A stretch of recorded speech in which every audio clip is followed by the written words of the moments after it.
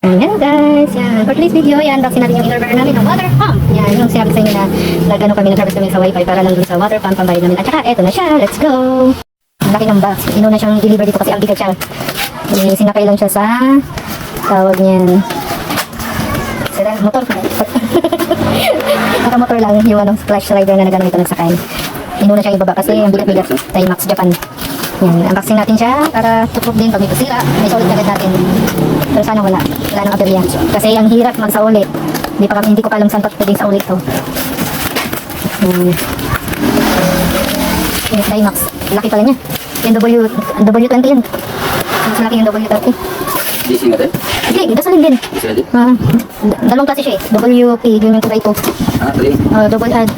WP20 yun yung 2x2. Tapos WP30 yun yung ano, 3x3. Yan, laki niya pala guys oh. Masigara na sa mga niya. Tapos ihahatid namin siya mamaya sa gulayan. Tingnan pa kung ano ang kulang sa kanya para mapinhan. Ewan ko kung napinhan ko dito. Ayan na pala, baka yan. Wala, hindi ko pag-ibaba. Hindi mo may lalabas yan. Kadako!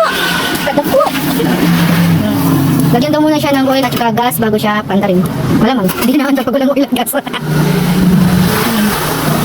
Yan, ano yan? Diba, ito yung sasabi ng mga tubo-tubo niya. Or ano yan?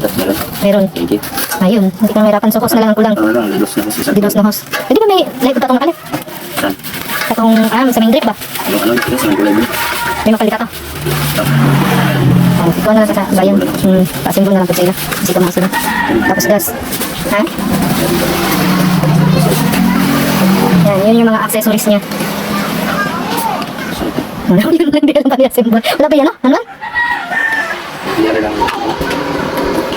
Yan siya guys, yung ating pinag-ipunan galing sa harvest natin sa wifi, na dalawang wifi, hinarvest natin wala pa sa buwan, wala pa siya sa oras, para lang dito, para sa ating gulayan.